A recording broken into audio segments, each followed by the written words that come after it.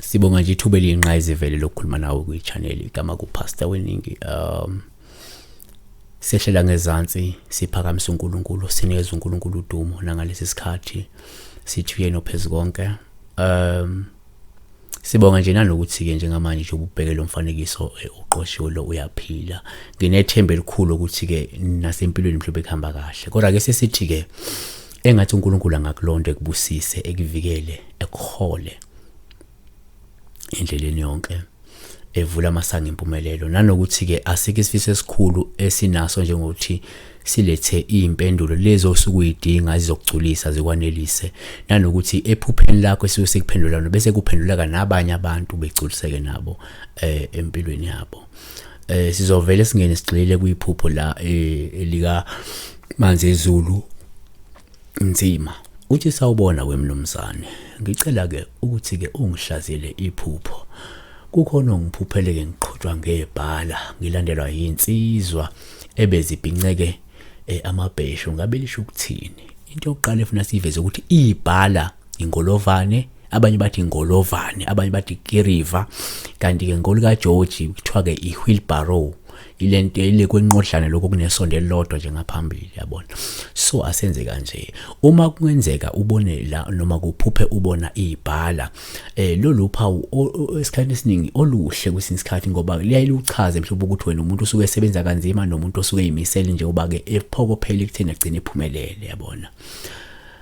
Kanti okwesibili kuyenzeka futhi uthola ukuthi umuphupha la ubona ibhala kube uphawu osuke selichazela ukuthi mhlawumbe kukhona impumelelo ezayo kuwena, kepha uzofanele ukuthi uyisebenzele kanzima noma uzofanele uyithandazele ukuze igcine ifikile kuwena. Okay, ake sesithi ngamabomu uma kwenzeka mhlawumbe usuphupha ke la uliphusha leli bhala, lolu phawu oselingasho mhlawumbe ingenzeka isekelo sempilo yakho njengamanje sibi, futhi mhlawumbe umuntu obhekene nezingqinamba ezithile ezibese zibangela impumelelo yakho ukuthi ibambezeleke, yabona.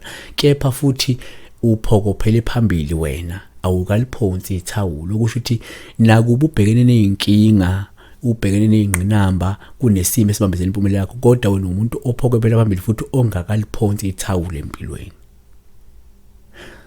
Ake sesithi ke manje uma uphupha futhi uphusha ibhala, kuyenzeka kubuye kube upha osuke lichaza ke la uzingana kwethu wena umuntu mhlawumbe osebenza kanzima ngaphandle kokuthola mhlawumbe umvuzo noma ukuthola ukubongwa okukufanele emkhakheni wakho. Ngenzeka kulomkhakha osuke ukona umuntu osebenza ngokuzikhandla, umuntu osebenza kanzima, kodwa awuthola umvuzo noma ukubongwa okukufanele kulowo mkhakha, yabona.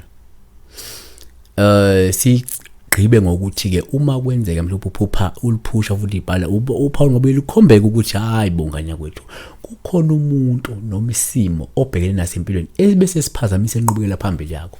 Njengoba uyiphusha uthola liyakutshela ena kunomuntu noma isimo esiphazamisa inqubekela phambili yakho, yabona. Kunomuntu okhona owenza ukuthi kungabi lula ukuthi ugcine uphumelela noma ukwazi uba nenqubekela phambili. Asivale ngakho ukuthi njengoba ethi umfowethu lapha uma uphupha ke mhlawumbe ugibele lapha ibhala noma uqhutshwa ibhala noma ukugibela ibhala kunabantu abaqhubayo, lolu phawu olungabe seluveza la ukuthi ena wena umuntu onethemba futhi umuntu onokuzethemba ukuthi noma ubhekene nesikhathi zobunzima ngenxa yokuthi ke kunabantu abakusizayo, yabona, futhi abazimisela ukweseka ukuze wena ukwazi ukuphumelela emkhakheni wakho, yabo.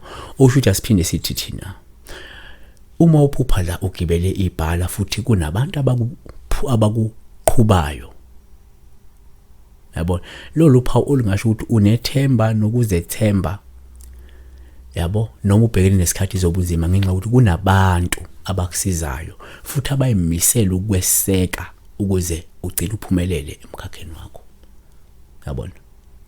Kanti ke singayitwista kancane sibheke ngenxa yokuthi uma kwenzeka futhi uphupho la ugibela ibhala kube nabantu abakuqhubayo, kuphinde kube uphawu la osuke selichazela mani esimene esinzima amathongo akho azokuba nawe futhi azokwenza impilo yakho ibe lula. Lokhu kungaveza la ukuthi kungenzeka esimeni obhekene naso ithongo lakho noma amathongo akho ayangenelela noma azongenelela esimeni obhekene naso, aphinde akusize ukuthi impilo yakho ibe lula, yayibona, noma ukwazi ukubhekana nezingqinamba zempilo kalula ngenxa yokuthi kuna that intervention of amathongo that they are intervening empilweni yakho, yayibona.